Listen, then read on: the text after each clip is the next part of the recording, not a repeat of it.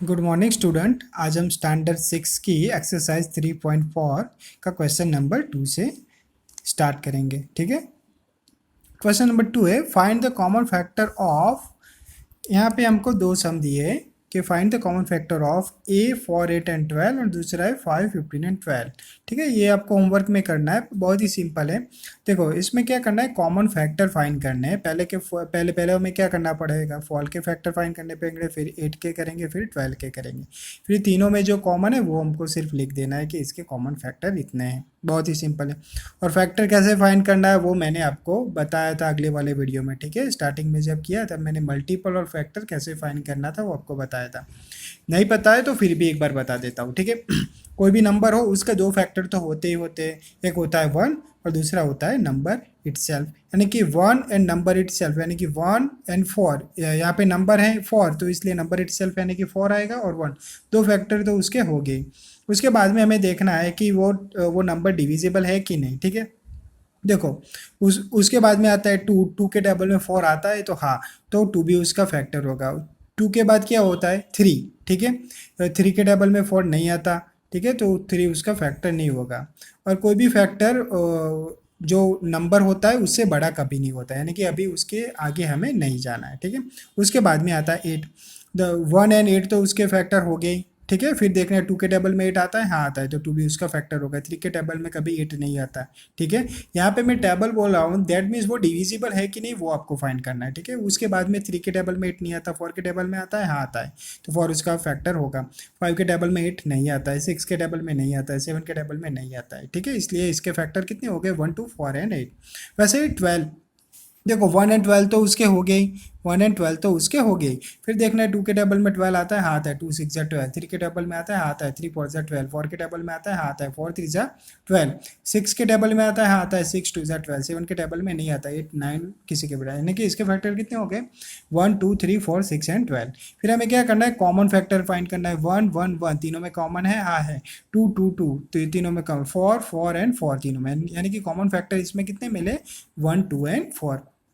वैसे आपको ये बी वाला खुद करना है। देखो 5 के फैक्टर कितने हो गए, 5 प्राइम नंबर है, यानी कि उसके दो ही फैक्टर हो सकते हैं, वो आपको याद रखना चाहिए, 1 एंड 5।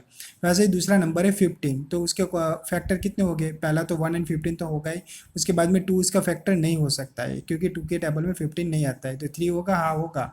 कैसे 3 5 से 15, 4 नहीं होगा, 5 होगा। ठीक है, यानी कि बहुत ही सिंपल 15 के फैक्टर हमें मिल गए।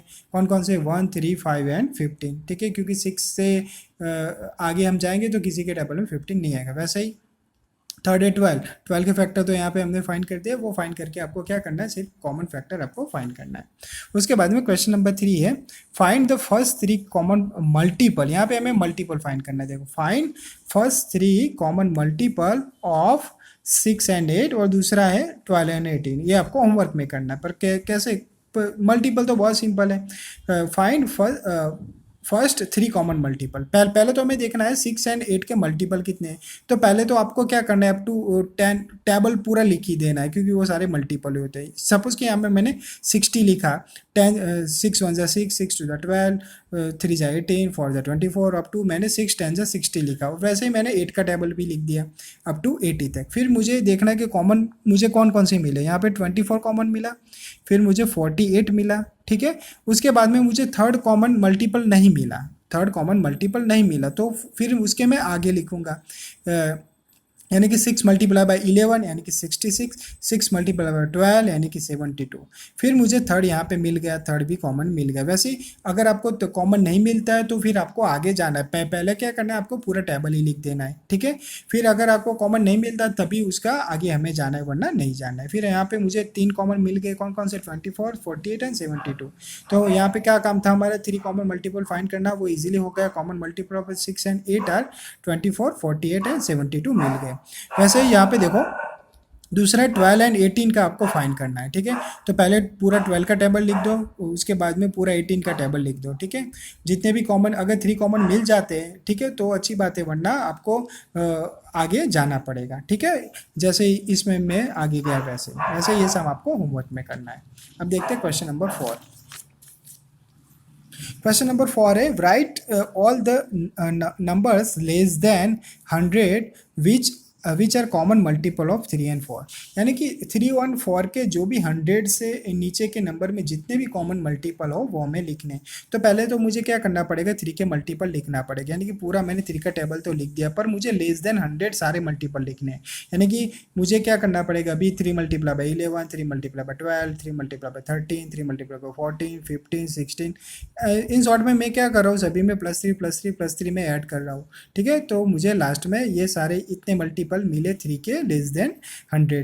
वैसे 4 का मुझे लिखना है लेस देन 100, यानी कि 4 10 40, फिर क्या होगा 4 मल्टीप्लाई बाई 11 यानी कि 44, 12 4 मल्टीप्लाई बाई 12 यानी कि 48। वैसे ही मैंने लिखता गया वैसे मुझे 96 तक मिले। अब मुझे क्या करें, वो सारे कॉमन मल्टीपल वो मुझे लिखने हैं। तो मुझे कॉमन कौन से मिले, देखो 12 12, 24 24, ठीक है, वो सारे मुझे मिल गए जो मैंने अभी रेड पेन से अब मुझे बताया, मैंने यहाँ पे दिखाया यहाँ पे। ठीक है, तो मुझे कौन कॉमन मिले यहाँ पे, 12 24 36 48 60 72 84 एंड 96, इतने मुझे कॉमन यहाँ पे मिले हैं। ठीक है, देखो मैंने यहाँ पे रेड पेन से मार्क भी किया, इतने कॉमन मिले हैं। ठीक है, ये बहुत ही सिंपल क्वेश्चन था। उसके बाद में क्वेश्चन नंबर 5 है, which of the following number are coprime. देखो पहले तो मैं आपको ये चीज़ बता देता हूँ कि को प्राइम नंबर किसे कहते हैं। ठीक है, यहाँ पे जब कोई भी नंबर के फैक्टर्स लेते हो और उन सभी में आपको सिर्फ एक ही कॉमन फैक्टर मिले और वो ओनली 1 होगा। ठीक है, और कोई कॉमन फैक्टर नहीं, क्योंकि 1 क्यों मिलेगा, क्योंकि 1 हर एक नंबर का फैक्टर होता ही, यानी कि वो तो कॉमन आपको मिलेगा ही, पर उसके अलावा कोई भी कॉमन फैक्टर नहीं होना चाहिए। अगर उसके अलावा कोई भी कॉमन फैक्टर नहीं होता है तो वो दोनों नंबर क्या कहलाएंगे, को प्राइम कहलाएंगे।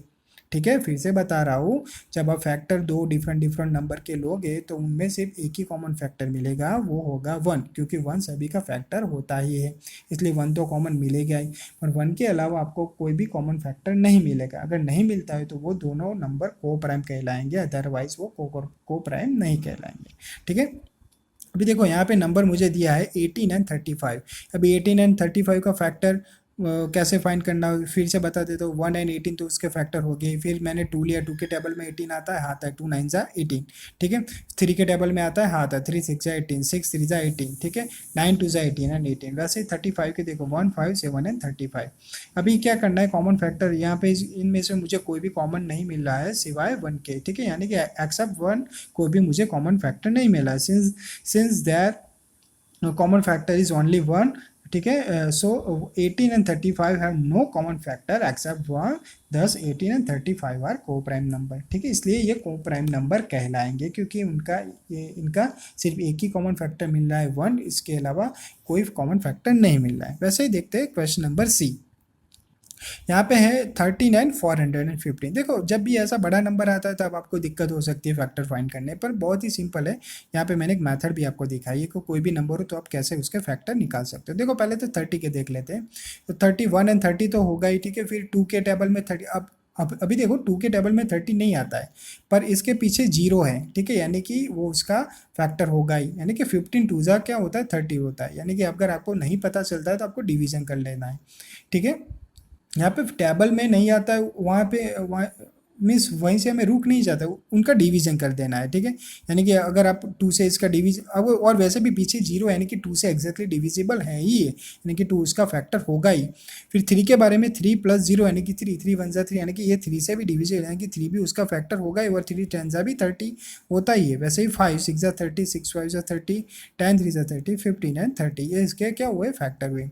वैसे ही 415 के में फैक्टर फाइंड करने हैं। पहले तो 1 एंड 450 तो उसके फैक्टर हो गए। अभी इसका लास्ट डिजिट 5 है। अभी मैंने आपको 5 की बताई थी, अगर लास्ट डिजिट आइदर 0 और 5 होता है तो वो नंबर 5 से एक्जैक्टली डिविजिबल होगा ही, यानी कि ये नंबर यानी कि 5 भी उसका फैक्टर होगा। और उसके अलावा ये 83 फैक्टर कैसा है वो मैं आपको बता देता हूँ। देखो यहाँ पे लास्ट डिजिट 5 है, यानी कि मैंने इसका 5 से डिवीजन किया। देखो 5 8 जा 40, तो 1 बचेगा 15, 5 3 जा 15। ठीक है, फिर 83 कैसा नंबर है, प्राइम नंबर है, यानी कि इसके कोई फैक्टर नहीं है। ठीक है, यानी कि मुझे 83 से डिवीजन करना पड़ेगा तब मुझे यहाँ पे 1 मिला, यानी कि 83 एंड 5 वो ये दोनों उसके फैक्टर हुए, और उसके अलावा 1 एंड 415 उसके फैक्टर मिले।